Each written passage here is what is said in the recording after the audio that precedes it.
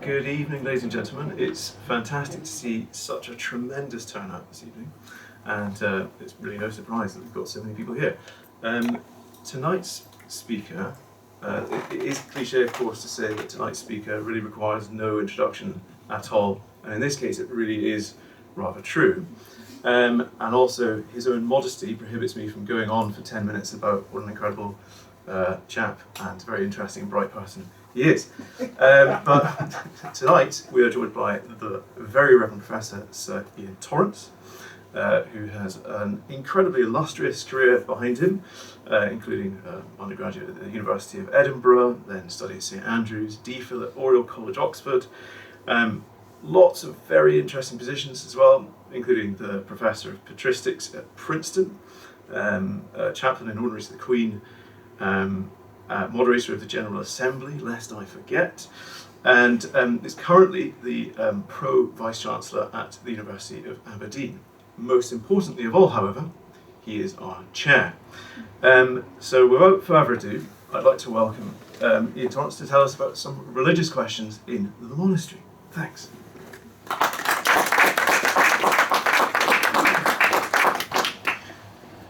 Michael, thank you very much indeed. Thank you all very much for coming, and it's very good to see you. Right, I'm going to go fairly quickly, and I've got a number of slides to show you. Now, when I offered to give this short talk, I thought that I would look at the monastery and its awareness of the Bible, and then I was going to look at hatred in old mortality, and then look at the two sermons which Walter Scott wrote for a young friend of his, and finally I was going to look at the journal. And it dawned on me very quickly that this was totally unrealistic, and so I stuck with the monastery, and I hope to show you first what has struck me as being a very intriguing possibility, and then second, I want to look at the difference in the tone and style of religious argument between the monastery and old mortality, and why they differ. Right, now, a persistent character in the novel is the Black Book, which is the treasured possession of Alice of Avenel, and despite being twice removed by monks, on both occasions it was returned to the Tower of Glendiarg. Now, what is this book? We're told that it was a thick black book with silver clasps, and Father Philip from the monastery identified it as that perilous volume, the Holy Scripture rendered into the vulgar tongue. Now, Father Philip confiscated the book. He tucked it into his garment before returning to the monastery, and that tells us something about size, that it was tuckable. Now, dramatically, Father Philip was confronted by the White Lady, who was the familiar spirit of the Avenel family. She ducked him in the river, she retrieved the book, and she gave it back to the Glendinning children, who returned it to Alice. After Alice's death, Father Eustace, who becomes the abbot later on, makes a second attempt to confiscate the book. And Edward Glendinning, the younger of the two Glendinning boys, he objects. He says that the book now belongs to Mary of Avenel. Eustace persuaded Edward to accept instead an illustrated printed missal in exchange. Now, this may tell us that the Black Book was not illustrated, and it raises the question about whether the Black Book was printed or in manuscript. Father Eustace, also tucked the book into his garment, and he in turn was confronted by the Black Lady, who knocked him from his mule, and the book was removed. She kept it on this occasion for a time. Halbert Glendinning, the older, rather more boisterous of the two Glendinning boys, visited the White Lady in her lair, and he asked to be given the Black Book, for which Mary of Avenel wept. In a remarkable scene, the White Lady descended with Halbert into a grotto where the book was kept undamaged in the middle of a living flame. Now, to me, this seems like an allusion to the burning bush at which Moses was confronted by the Lord, and the motto of the Church of Scotland, Nec tamen consumebatur. Now, Halbert secured the book. He burnt his hand or his garment initially, but he got it.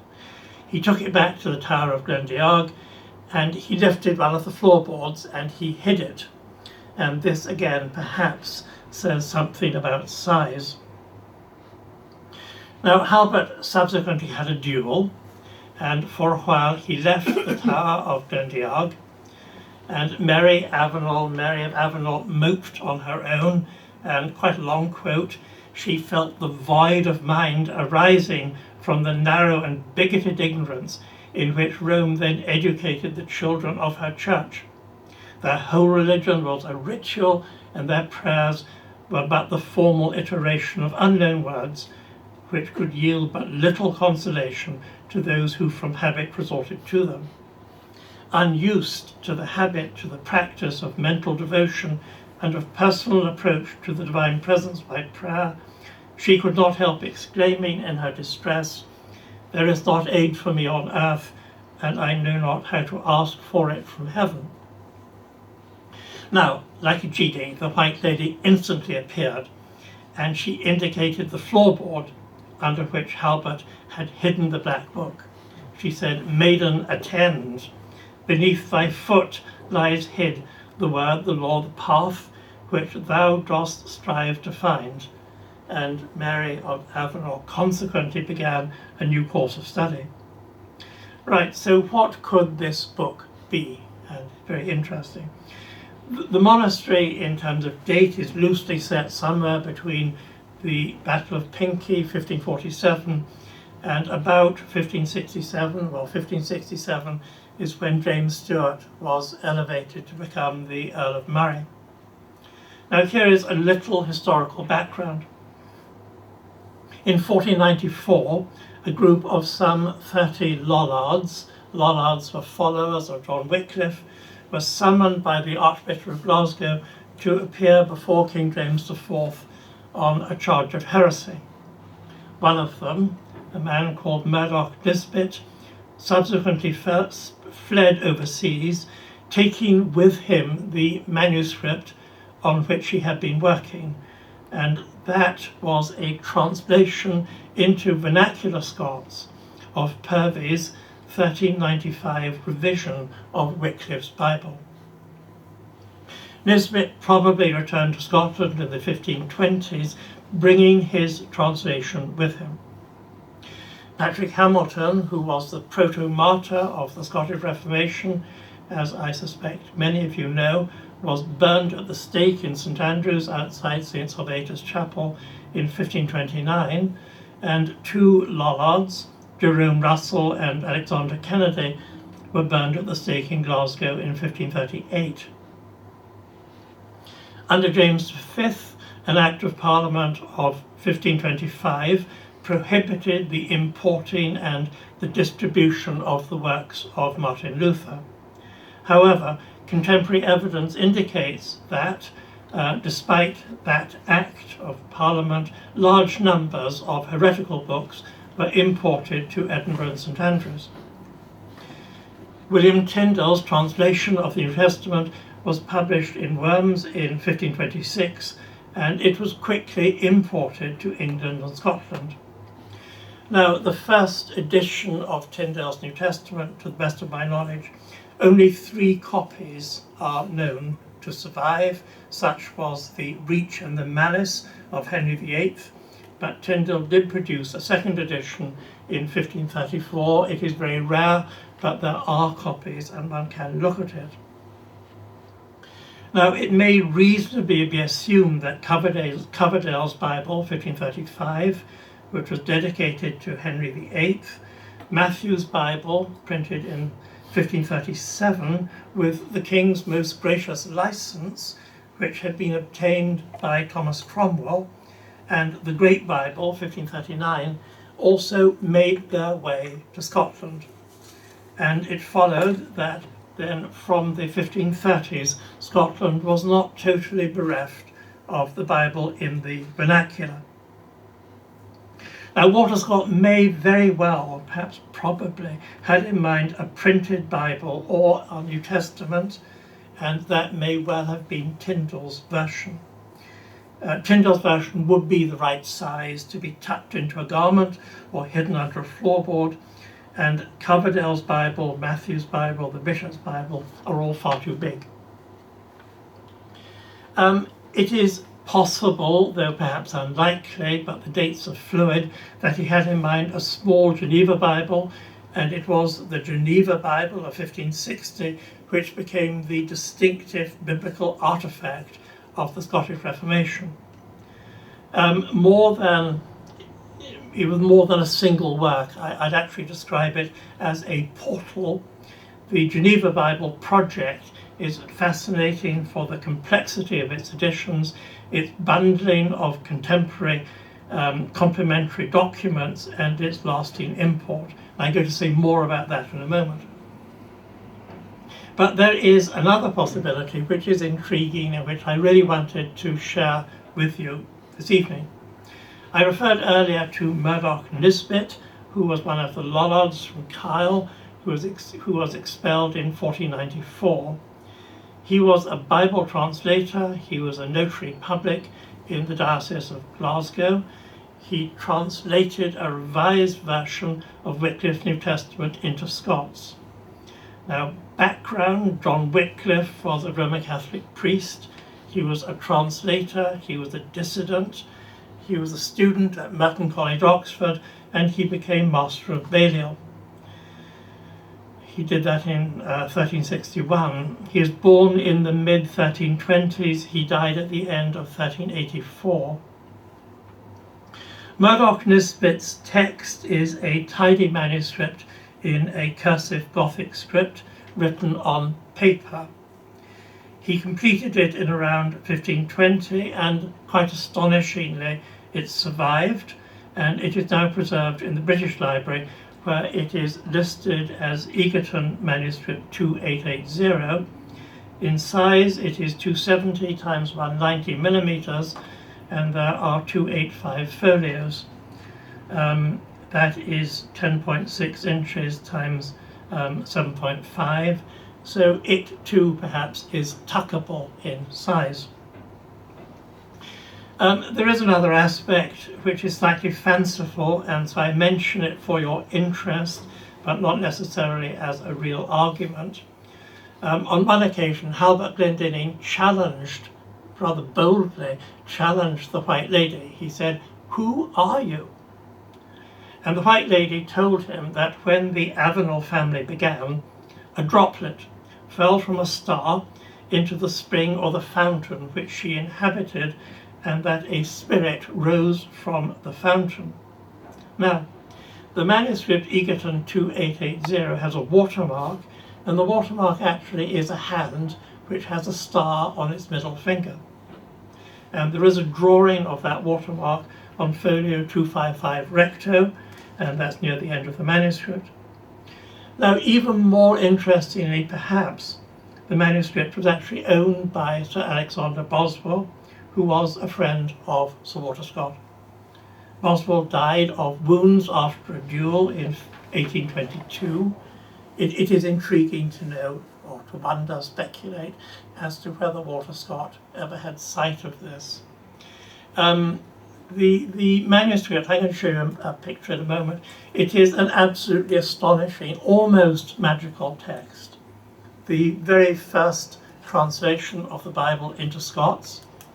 The British Library has a backlog, and so it's not actually very keen on giving people like me photographs of manuscripts, but it did give me a photograph of John's Gospel chapter 1, and rather charmingly it says, and the licht shineth in Merknesses, and Merknesses comprehended locht it.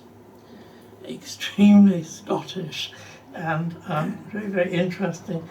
Look, I'm going to show you a few photographs.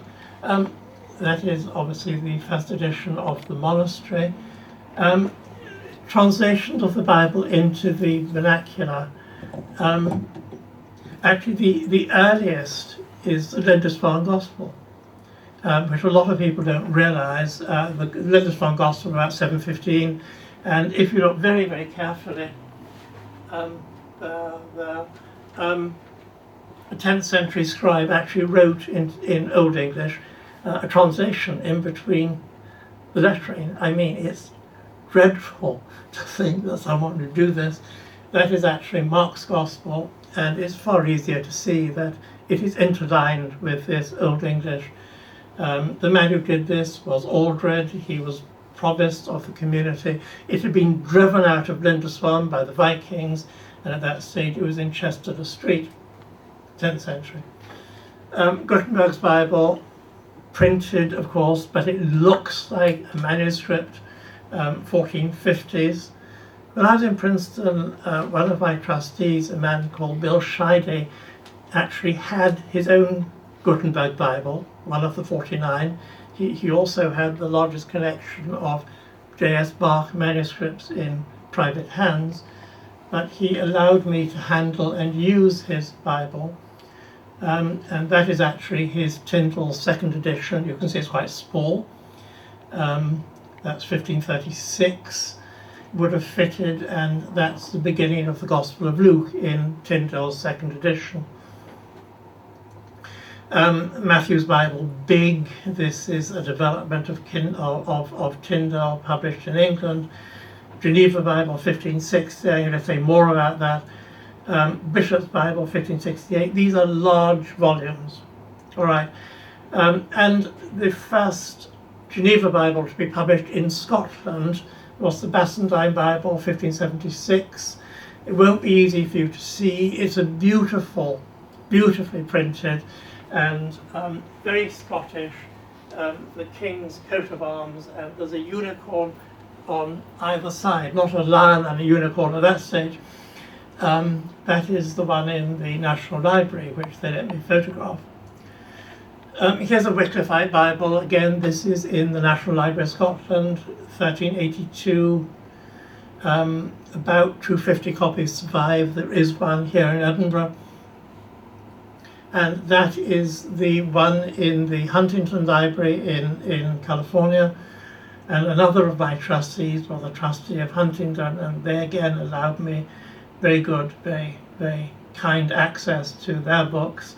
This is the beginning of John's Gospel here, and obviously it's in Latin, it's manuscript, it's on vellum.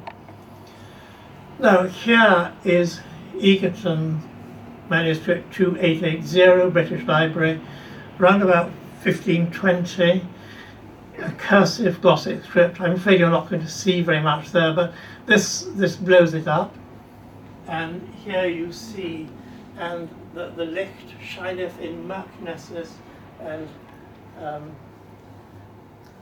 it comprehended not it.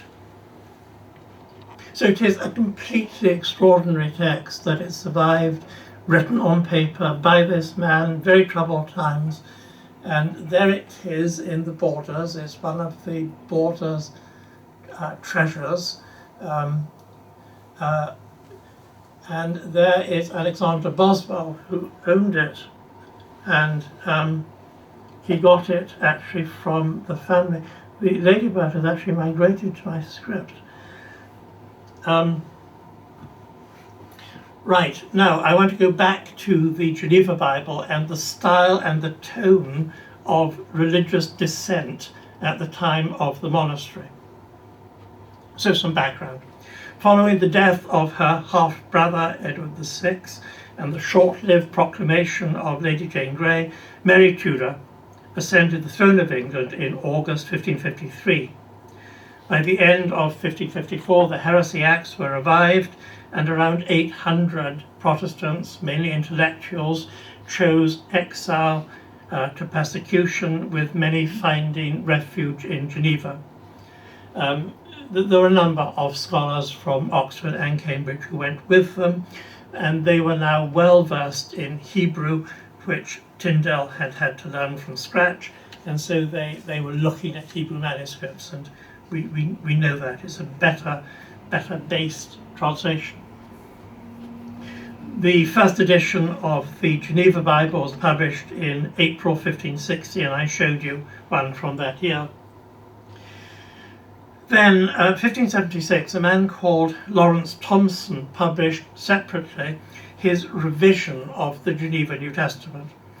His revisions were based on the Latin New Testament produced by Beza. Beza spent some time in Cambridge. He obtained an extremely important, very early manuscript. It was dual language, Latin and Greek, of the New Testament. And so he did better text. The revisions, as I said, were based on Beza. The marginal notes were now based on Beza, and the edition was dedicated to Francis Walsingham, Queen Elizabeth's spymaster, the person who entrapted Mary Queen of Scots. And Walsingham's crest of a tiger's head is used as a decoration in some editions, and I'll show you that. 1568, the bishops in England produced the Bishop's Bible, and their hope had been that this would supersede the imported Geneva version. They supplemented their folio, which was for use in church, with a quarto size for family use, and in England these evolving editions are indicative of the deepening struggle between the Puritans and the Establishmentarians for the imagination of the Bible reading public. Bible size mattered, as the quarto editions were for family rather than public use, and they answered a demand to have a Bible of one's own for family worship of exactly the kind that we see described in the monastery when Mary Avenel read to the household from her book. 1578, the London printer Christopher Barker published a folio Geneva Bible which had the Book of Common Prayer printed at the beginning. It was bundled with the Book of Common Prayer, and in that edition, 1578, the word priest is always rendered as minister, and it omitted the office for the private baptism of infants and that for confirmation. So you can see the tendency in which it is going. Now, once the Geneva Bible had been published in England by a rapid succession of editions, especially of a smaller size, the Geneva Bible gained the dominance. It became the dominant text.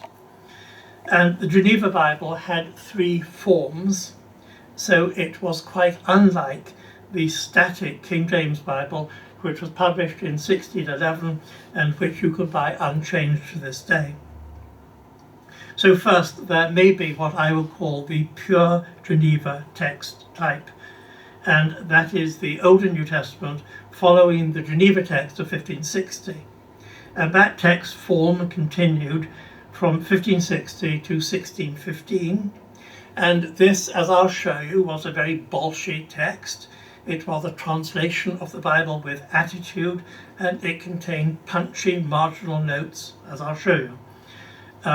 The Geneva Bible was, of course, the Bible of Shakespeare, and it was the Bible which crossed the Atlantic on the Mayflower and influenced the colonies in America. Now, second, as already noted in 1576, Lawrence Thomson produced a new translation of the New Testament, and he claimed to be translating Beza's Latin. There were changes in the marginal notes in Thomson's New Testament, with the Calvinist slant being much more pronounced. It was extremely popular. I've got some detail, but I think I'll skip that.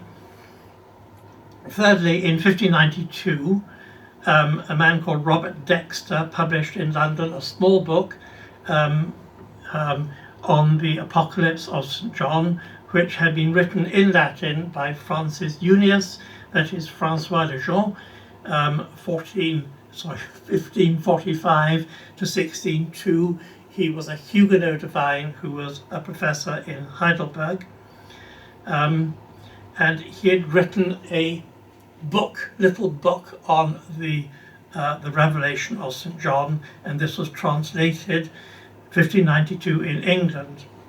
Now 1599, Junius's Book of Revelation was reprinted and substituted for Thompson's Revelation and added to the rest of Thompson's version of the New Testament. You had Thompson's New Testament and Junius's Revelation stuck on at the end. So that gave you a third type of the Geneva Bible. You had pure Genevas, Thompson Genevas, and you had the Junius-Thompson version. Now the Junius version of Revelation, you will see the point of this in a moment, was of a completely different genre. It was clearly an insertion. The commentary, the marginal notes were far more lengthy than the text itself, and so the annotation moved from the genre of commentary to being a thesis in its own right. In a sense, it was an attempt to drink from the Niagara Falls, and you simply couldn't do it. You were reading the commentary, which was overwhelming, rather than the biblical text, and the commentary is extremely pointed in terms of being quite intensely anti-Roman Catholic. Now there was a strategy behind these different versions.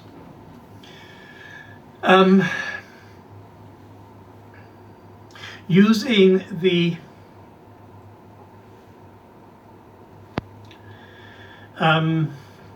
Geneva Bible is printed both in Roman font and in black letter, and it has very complex annotation, as I said, both using letters and numbers. And using the British Library's holding of 80 or so editions and 110 complete Bibles, the librarian Femke Mullerkamp has taken stock of the output as a whole. Now, her object was to look at the material features of the collection and also looking at their paratextual elements, their additions. She notes that England in the 16th, 17th centuries was only a partially literate society. Level of literacy was related to gender and class.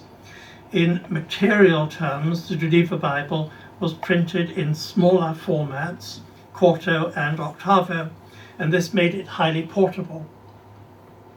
Now, Femke Mullerkamp notes how the entry of Bible reading into oral culture provoked various anxieties, and on the basis of the British Library collection, she suggests that the publishers organised a vast array of reading aids and supplements across the various editions to target different editions at different kinds of reading public.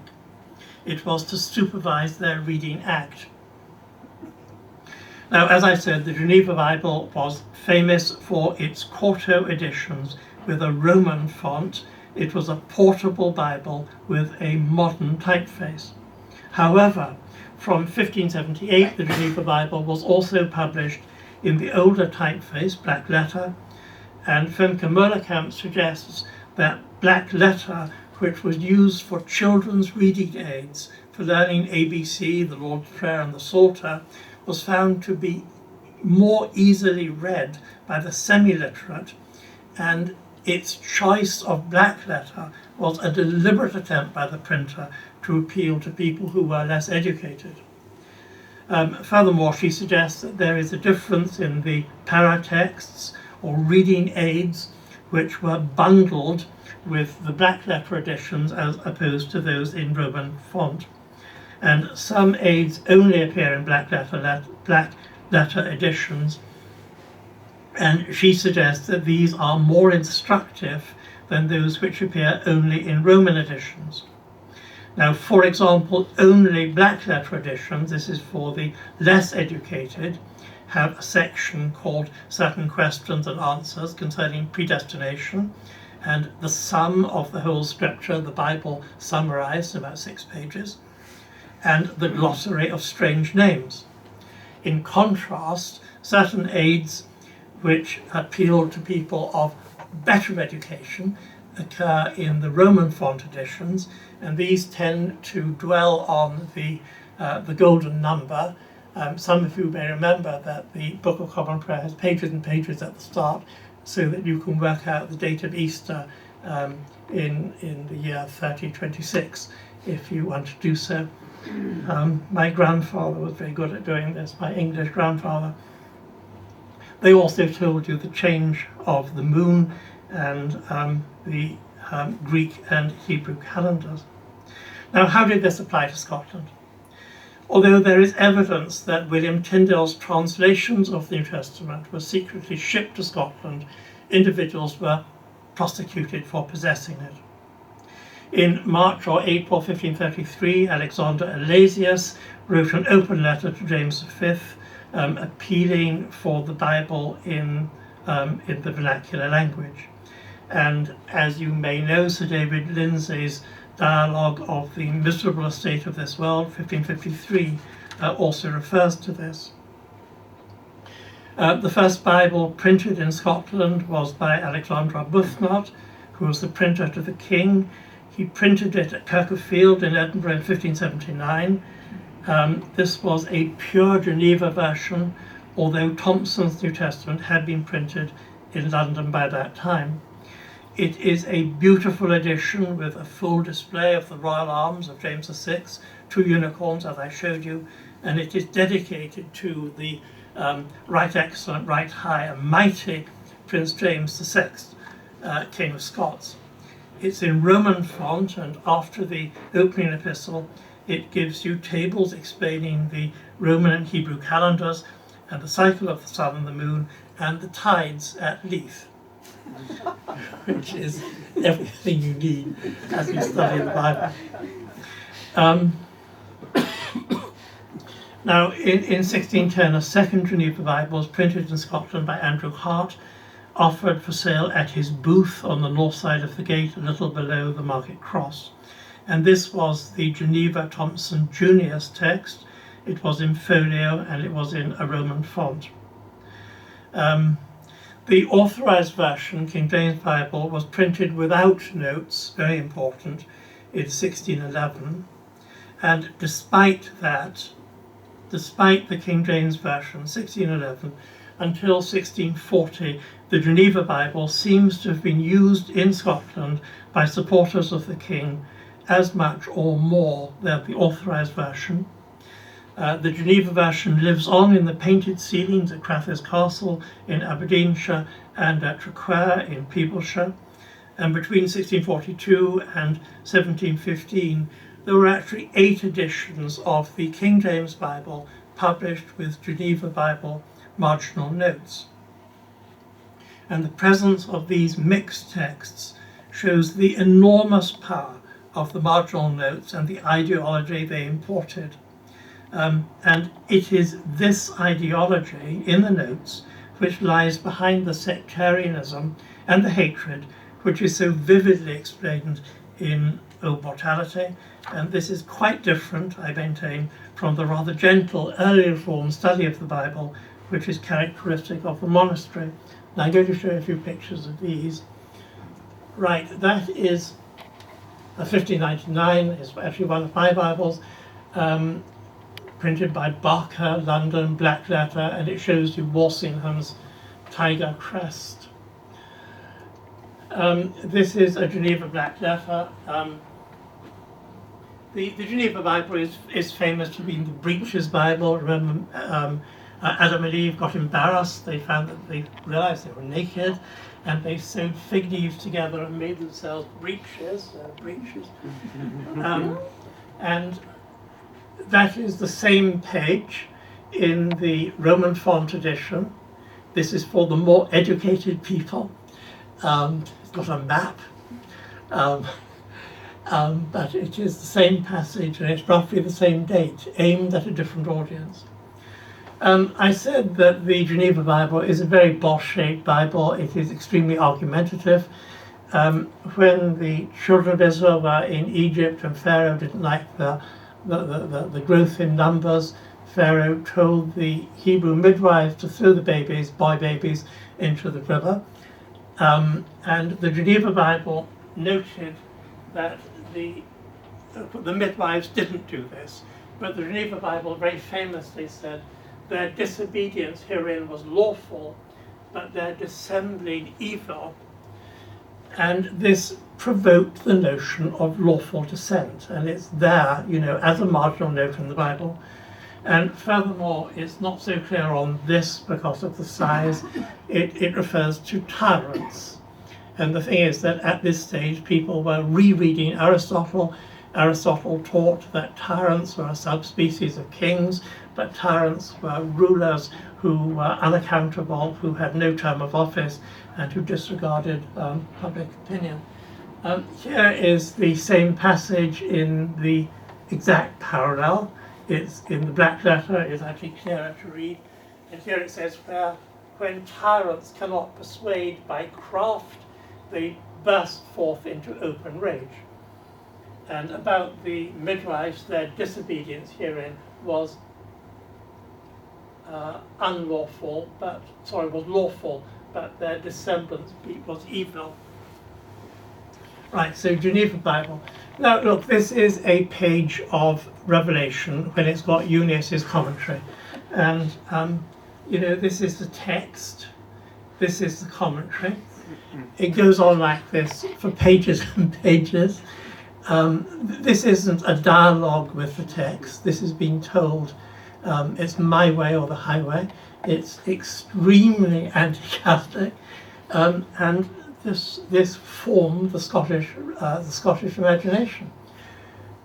This is what lay behind Old Mortality. So types of several there. And there, for your interest, I couldn't find a copy of this actually in America, but they have got them in Oxford and London. And this is a 1649 edition of a mixed text. It's the King James Bible with the Geneva marginal notes, and it just shows the power this had on the imagination. Now last, I'd like to go back to the monastery and make the case that the gentle argumentation of the monastery is different from, let's say, from Old Mortality. And I'm going to look at two arguments in the monastery. First, that between the Reformed preacher Henry Warden and Julian Avenel, and second, that between Henry Warden and Father Eustace.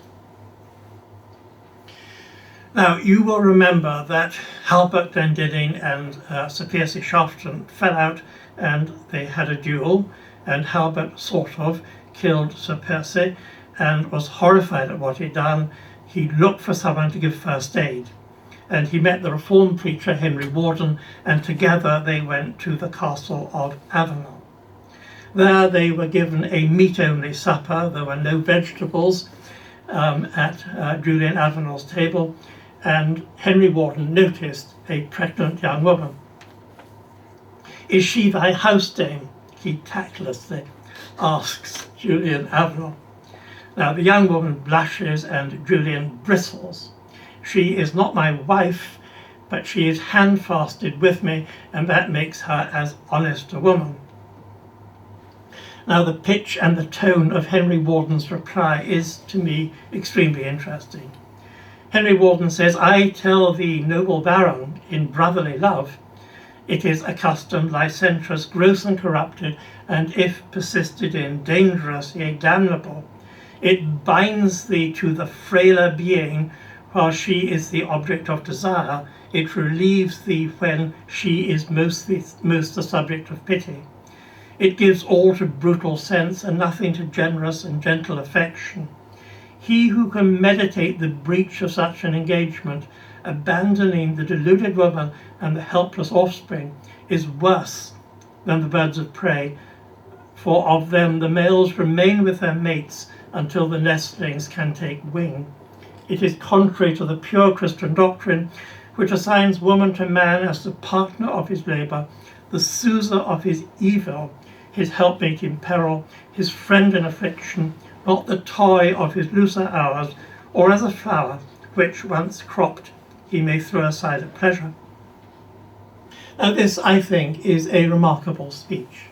It's remarkable because although it is placed in the mouth of Henry Wharton, a preacher who we're told surpasses John Knox, it is really only marginally a speech from the Reformed tradition, barely. It is in fact a natural law argument, and it could have been said by Erasmus. Not, I think, by Calvin, and certainly not by Calvin's more polemical followers. Henry Wharton refers to the evident asymmetry of power between the barren and the heavily pregnant woman. He points to the natural world. Even birds of prey are not like this. The woman is not his toy, a flower to be tossed aside, but the partner of his labour, his helpmeet, his friend. Now, Halbert Glendinning watches all this, and on the way to the castle he'd resisted the arguments of Henry Wharton, but now he thought that the conduct of the preacher to be uncompromising, firm, manly, and obviously grounded on the deepest conviction which duty and principle can afford.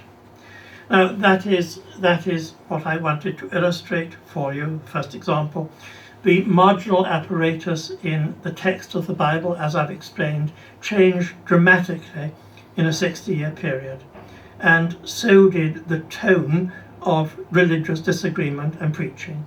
By the 1620s, religious speech became polemical, intolerant, inflexible, and too often filled with hate.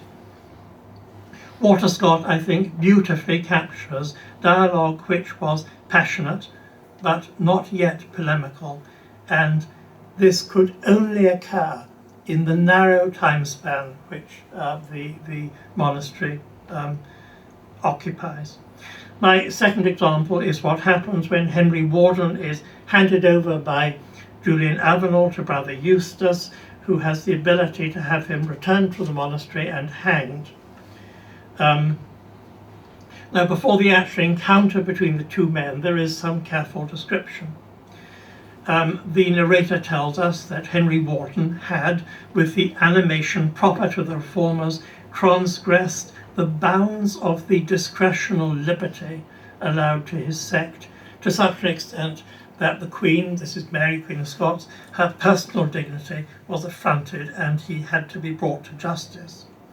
I'm going to come back to transgressing the bounds of discretional liberty. Now, just a little earlier, the narrator had reflected on the sorry state of religious affairs. The ancient system of the Roman Church had, since the invention of printing, it had lain floating like some huge leviathan into which 10,000 harpooning reformers were darting their weapons. Now, leviathan is here used in the biblical sense of a sea monster, probably a whale, not in Thomas Hobbes's use of 1651. The whale was not necessarily bad, it was just big, surrounded, and vulnerable to the new weapon of printing, which can multiply the number of harpoons. Now, both the many harpoon image and the reference to discretional liberty give us a sense that both sides in this religious debate should understand that unconstrained individualism is destructive of any body of tradition, whether old or new. Evidently, there is a reference to the fact that the new technology of printing, that's William Caxton, 1476, and the Gutenberg Bible, the 1450s, changed the landscape. And we have already had a sneer from Halbert Glendinning at a printed breviary. Now, were it not for Murdoch Nisbet, the argument that the Black Book was printed rather than manuscript would be very strong. When Eustace and Henry meet, they circle each other watchfully like two wrestlers.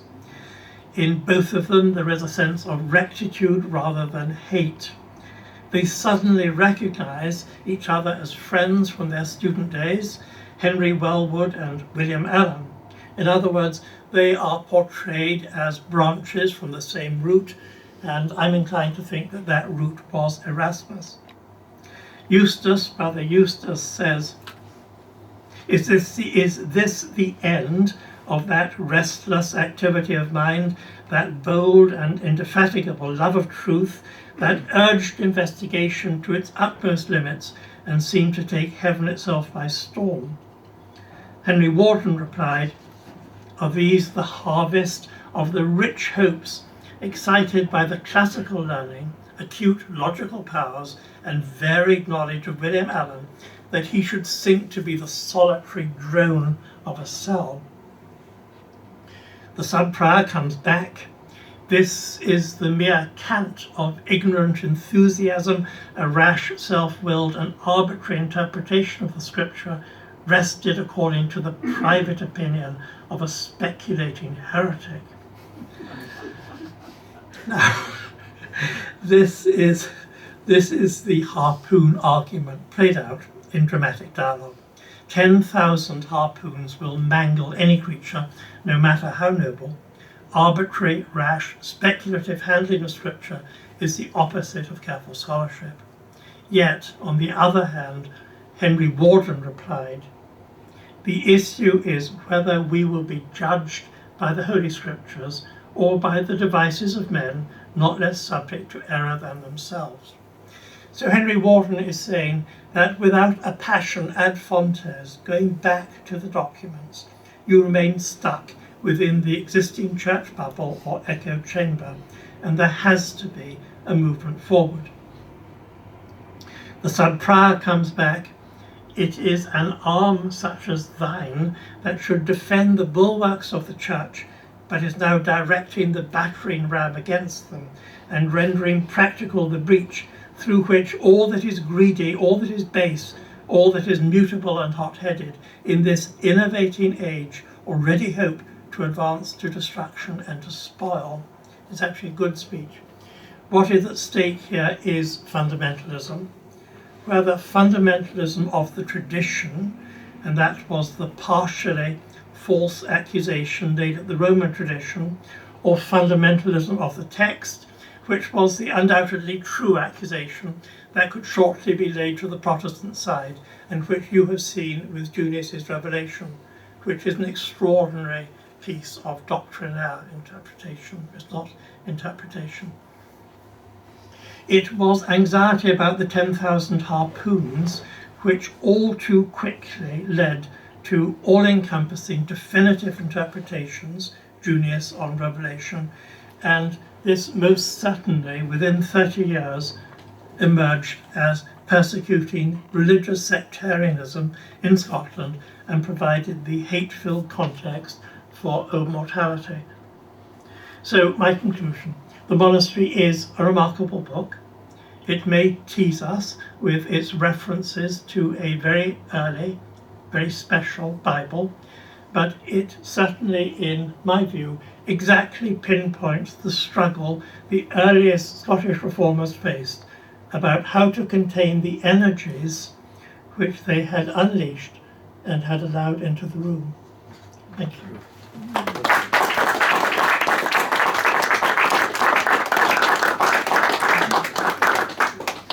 Thank you very much, Iain, for a fascinating talk that's ranged rather far and wide as well. We've gone from Bible history, questions of actually looking at some manuscript sources, right into thinking about how religious discourse was taking place. And I rather like thinking about if we were to read The Monastery followed by reading All Mortality, we might be able to chart that change in tone. And I think Iain, I presume, is very happy to take some questions. And so, has anyone got anything they'd like to ask? Or any comments? Usually they come thick and fast. Yes, at the back, please. Professor Iain, you've caught us out in my pre-reading because, sir, you have given your title originally on my invitation card. It was Some Strands in Scots Thinking, and then you gave the game away. Your first remark tonight, there's just too much in the whole of Walter Scott. And to prove it, I found in St Mark's churchyard in Portobello a well annotated Heart of Midlothian, and it is in fact even at the introduction of it saying that the period that you say in the 1500s led to so much thought and dissension actually in the conflicts within Scotland between partialities for Presbyterianism and Episcopalianism to an unstable tension in the state of Scotland at that time, because of now the very things you're elucidating in the earlier the monastery. So, and I would also add to the general company, my other happy Bible is the journal. And if you look to religious strands, you've got about 20 references in it. So Walter Scott is suffused in all of them. So you've very neatly sort of get a focus there, or else you would be talking from now to the end of the week.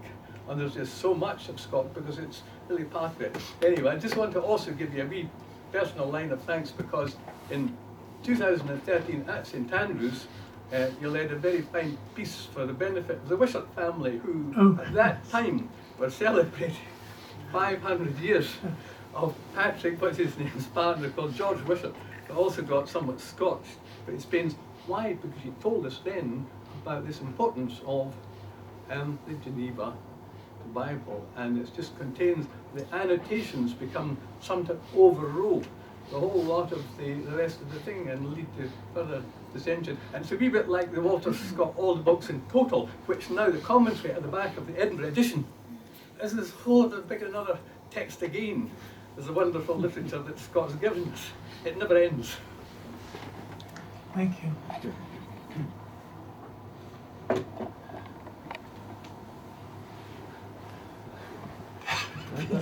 I thought that was marvellous, Ian, and it was a wonderful benign wail of an argument, and I'm thoroughly convinced by your argument. There's a different tone of and type of discourse between opposing points of view in the monastery as opposed to, say, old mortality. But I'm just going to fling a little harpoon and apologise for doing that. It's not an aggressive harpoon. It's to do with, as far as I understand it, the Alexander Boswell owned at one point the document you've got up there, the translation in Scots, which is a manuscript. Yes. Do we know anything more about Alexander Boswell? You say he was a friend. Was he an antiquarian collector of books? Yes. Yes, he was very much an antiquarian collector. Yes, because the Scots friends, a lot of them were antiquarian collectors, and by golly did they talk about their books and exchange them and show them each other and so on. So it does strike me that there's on that basis there's quite a strong likelihood that Scott knew about that book or had even seen it, you know, that manuscript. Well, what I wanted to do, or thought I'd do in this, was show you this curiosity. And the other thing was this shift in language between the 1560s and the 1630s and 40s is actually mapped by the different, the evolution of the Geneva Bible. And the Geneva Bible, I think, personally poisoned the well and introduced a level of hatred which had not been there before. This, I could have said more about Boswell. The British Library does give a note on the provenance of the manuscript. He received it from a member of the Nisbet family, so he got it from the family. And he died in a duel, and he died even more bankrupt, as it were, than Walter Scott. But it was eventually sold on, now in the British Library. But whether Scott actually encountered it, heard about it, was shown it, I do not know. But I did just increasingly find this such an intriguing manuscript that I was quite bewitched by it myself. It's a smaller size, you said. And, yeah. And bound? Yes. An original bounding. No, it's been it was rebound, and so the binding it has now is not the original one. Sadly. I guess. Well, thank you for most revealing and erudite talk. I mean, you focused on the growing animosity and the pitch of where all this was leading.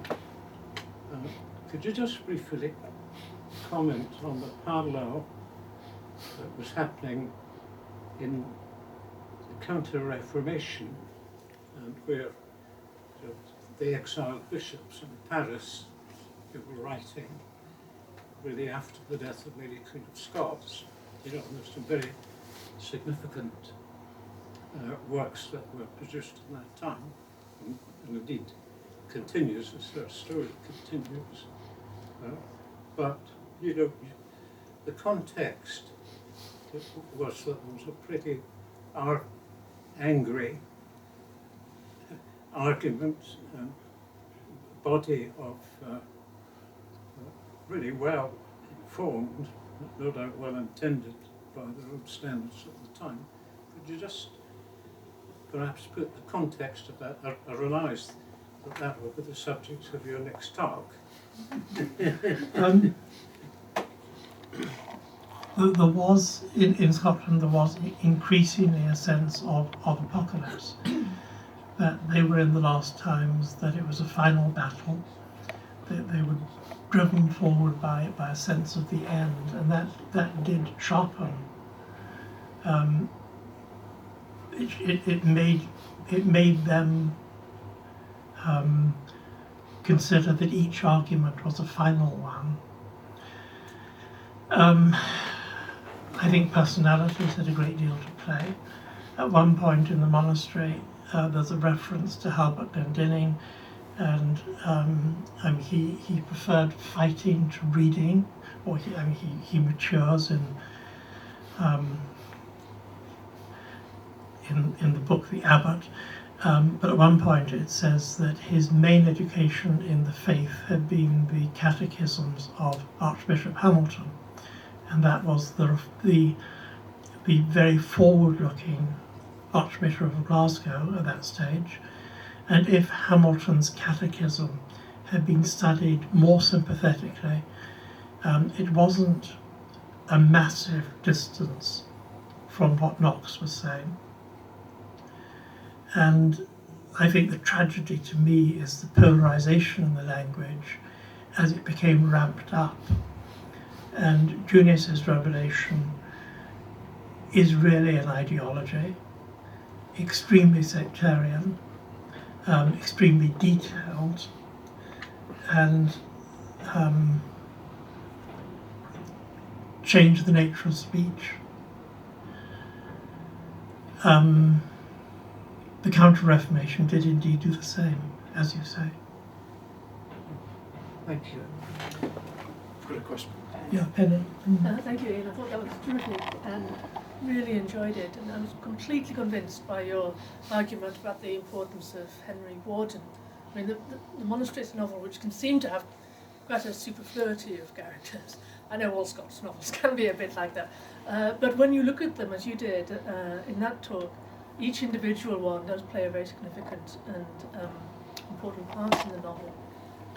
So I really enjoyed the way that you foregrounded Warden and his debates and the power of speech and of rhetoric, which turns out to be more effective in the end than the Black Book, which is, I think, one of the reasons no one can quite tell what Bible it is. It's that it's not only a Bible, it's also this sort of magical object that seems to be partway between, what would seem like, kind of Roman Catholic, magical insistence, on the power, the authority of a single authority, and then the Protestant idea of a book that can be reprinted so that everybody can have one.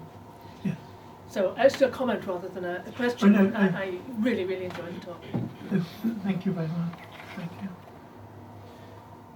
Now, would you like time for one final burning question, if we've got one? Ronnie. Yes, it's just a very brief one. In Walter Scott's own library in Abbotsford, after the work of Lindsay Levy and Corson and everybody else, how much theological, how many books that might have shall we say, a biblical or a theological component is there out of Ollie's great collection?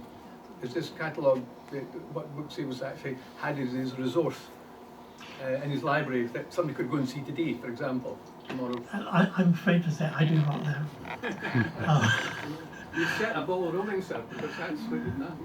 Yes. No, I would be extremely interested, and I haven't done this, to look at the Argyle papers and see, because of course they were extremely Presbyterian, and to see which versions of the Bible they had.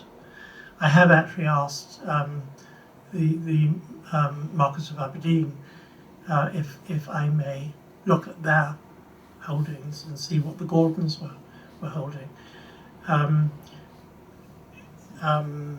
Walter Scott, I cannot imagine he didn't have some Bibles, but I'm afraid I can't answer that. Yeah, when you and I were exchanging Yeah. email, I did the catalogue, the amateur catalogue was actually down. I did look later, and he Oh, yes. he does have quite a few Oh, does he? Bibles Okay. that predate the Battle of Pinkie. So, Yeah, okay. Oh, really? Yeah. Oh, well, that's extremely interesting. And there's certainly a copy of that third variant of the Geneva Bible with the Unius and Thompson. Oh, yes, in Abbotsford. Yeah. Yeah. No, thank you. Well, No, thank you. time, well, I suppose it's probably time to give Iain a break after an excellent paper and some cracking questions and comments. So I'll invite Professor Catherine Jones to give a vote of thanks. Thank you, and that was an absolutely wonderful lecture. It was, of course, it was wonderfully learned, but it was also phenomenally entertaining. I'm sure we'll all take away with us such phrases as tuckable books and bullshit Bibles. The wonderful phrase here is completely new to me, this translation, the light shineth in the murkness. Fantastic images, particularly for people like me that just love sort of marginalia and all that kind of thing. But also, as I'm sure you've seen from the audience, a wonderful, really fascinating argument, which will send us all back to reading the Wavy novels with new insights. And also, I know I want to think very much more about the style and argumentation and how Scott works with the rhetoric and so on in some of the other novels as well. So thank you very much indeed. It was a wonderful talk.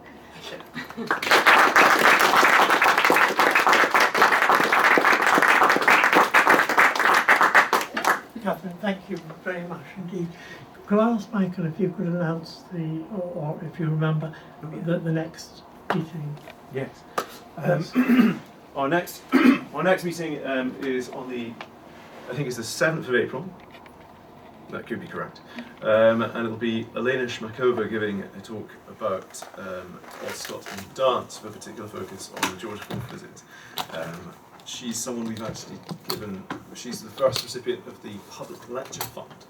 And so she'll be showing us some clips as well from some historically informed dance that she's put together with her dance troupe, Dance Antique. And Lee has tickets, so one can purchase them here if one has come armed. So yeah, it'd be lovely to see as many of you there as possible in April. So yeah, thank you very much. Cheers.